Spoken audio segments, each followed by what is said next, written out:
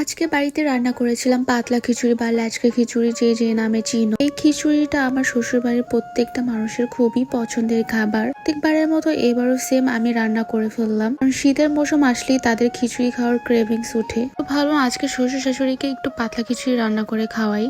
So hello guys, আসসালামু আলাইকুম। Hopefully সবাই ভালো আছো। সকালের কাজকর্ম শেষ করে এখন আমি কতগুলো সবজি কেটে নিলাম, কারণ আজকে আমি বাড়িতে রান্না করব পাতলা খিচুড়ি বা ল্যাচকা খিচুড়ি। আর এখানে আমি কয়েক রকমের সবজি নিয়েছিলাম, আলু নিয়েছিলাম, সিম নিয়েছিলাম বরবটি, মূলা ছিল, একটু মূলাও দিয়ে দিয়েছিলাম, আলু দিয়েছিলাম, মানে বেশ কয়েক রকমের সবজি দিয়েছিলাম। আজকে আমি বড় একটা হাঁড়িতে করে রান্না করব। আর এই যে দেখো আমার হাঁড়িটার অবস্থা, তোমাদের ভাইয়া কি করেছে। আমার এই ননস্টিকের সেটগুলা কিন্তু সিঙ্গাপুর থেকে নেওয়া। সিঙ্গাপুরে আমার 2 মাসের সংসার ছিল, তো 2 মাসের সংসারে টুকটাক অনেক কিছু তোমাদের ভাইয়া কিনে দিয়েছিল আমাকে। তারপর উনি তো বুঝতে পারে নাই আমার এই ননস্টিকের মানে হাঁড়িটা নষ্ট করে দিয়েছিল। আর আজকে আমি রান্না করব। গত 3-4 দিন কিন্তু আমি বিয়ে খাইছি, বিয়ে বাড়ির অনেক খাবারই আমার বাসায় পাঠানো হয়েছিল, যেহেতু আমার জায়ের বোনের বিয়ে ছিল, যা আমার জন্য অনেক খাবারই পাঠাইছে। তো এত এত খাবার তো আর খাওয়া যায় না, বা খাওয়ার উপর খাওয়া একদমই হয় না। তারপর আমি চিন্তা করেছিলাম যে বাড়িতেই ল্যাচকা খিচুড়ি রান্না করব, মানে বিয়ে বাড়ির এই পোলাও টোলাও যে বেশি হয় না, ওইগুলো দিয়ে ল্যাচকা খিচুড়ি রান্না করলে খুবই মজা লাগে। তাছাড়াও কিন্তু আমি 3 ধরনের ডাল দিয়েছিলাম, আর অল্প কিছু পরিমাণে ভাতের চাল, মানে সিদ্ধ চাল বল যেটাকে, ওইটা অ্যাড করেছিলাম। তো এখন আমি চালগুলো আর ডালগুলো খুব সুন্দর করে ক্লিন করে নিচ্ছি। আর যে আরেকটা, এখন আমি চাল আর ডালগুলো খুব সুন্দর করে ক্লিন করে নিচ্ছি। এখন আমি হাঁড়িটার মধ্যে বেশ খানিকটা পানি দিয়ে চাল ডালগুলো বসিয়ে দিলাম চুলার মধ্যে, মানে গ্যাসেই আমি রান্না করি।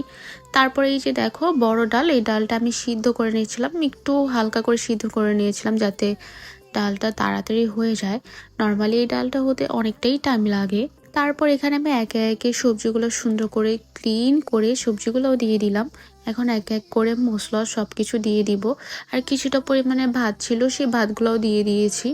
যেহেতু ল্যাচকা খিচুড়ি এখানে সবকিছু অ্যাড করা যায়, পান্তা ভাত থাকলে ওইটাও দেওয়া যায় তো ভাই, কারণ আমার নানুকে দেখতাম এরকম করে রান্না করতো, মানে খাবার দাবার একটু বেশি থাকলে ওইগুলোও এটার মধ্যে অ্যাড করে দিত, খারাপ লাগতো না, ভালোই লাগতো। যেহেতু আজকে সবকিছু রান্না জিনিসপত্র দিয়ে রান্না করতেছি, সেজন্য পেঁয়াজ টেয়াজ এগুলো আর অতিরিক্ত মাত্রায় বেশি দিলাম না, সবকিছুই পরিমাণ মতো অল্প অল্প দিয়েছিলাম। দারচিনি, এলাচ এগুলো সবকিছুই পরিমাণ মতো দিয়েছিলাম, যেহেতু সবকিছুই বিরিয়ানি। তারপরে এই যে দেখতে পাচ্ছ বিয়েবাড়ি খিচুড়ি, বিয়েবাড়ি গরুর মাংস, মানে সবকিছু দিয়ে আজকে একসাথে রান্না করব। আর এই খিচুড়িটা খেতে কিন্তু অসাধারণ লাগে ভাই, যারা যারা খাইছো, আমার তো মনে হয় যে এই খিচুড়ি খায় নাই এমন কোনো লোক পাওয়াই যাবে না। এখন আমি খিচুড়িটা বাগার দেবো রসুন টসুন দিয়ে আর কি, তো দেখতেই পারছো। বিশেষ করে বিক্রমপুরে বিয়ে শাদীর অনুষ্ঠান গুলাতে খাবার দাবার বেশি যখনই হবে, বিয়ের 2-3 দিন পর্যন্তই কিন্তু মেহমান অতিথি থাকে, তাই না? তারপর কি করতো জানো, আমাদের বাড়িতে বড় একটা ড্যাগে করে এরকম পাতলা খিচুড়ি রান্না করতো, মানে ল্যাচকা খিচুড়ি, বিয়ে বাড়ির যে অবশিষ্ট পোলাও টোলাও খাবার টাবার থাকতো, আর এগুলো দিয়ে রান্না করলে না কি পরিমাণে যে মজা হয় কি বলবো। এই খিচুড়িটা আসলে দুর্দান্তের মজা। আমি কিন্তু নর্মালি পাতলা খিচুড়ি, ল্যাচকা খিচুড়ি এগুলো তেমন লাইক করি না। আমার কাছে ভুনা খিচুড়ি অনেক ভালো লাগে, আমি ভুনা খিচুড়ি অনেক পছন্দ করি, অনেক পছন্দ করি। আর বিয়ে বাড়ির খাবার অবশিষ্ট থাকলে ওইগুলো দিয়ে যদি এরকম ল্যাচকা খিচুড়ি রান্না করা হয় না, তাহলে ওই খিচুড়িটা আমার খাওয়ার জন্য মনটা ছটফট করে, কারণ ওই খিচুড়িটা আমি পছন্দ করি, আমার ভালো লাগে। তো এই ছিল আমার আজকে ল্যাচকা খিচুড়ির একটা ব্লগ। তো খিচুড়িটা দেখতে না যতটা সুন্দর হয়েছে, খেতে কিন্তু দুর্দান্ত মজা হয়েছে। তো এই ছিল আমার ভিডিওটা ভালো লেগে থাকলে প্লিজ লাইক কমেন্ট শেয়ার করে দিবা। আল্লাহ হাফেজ।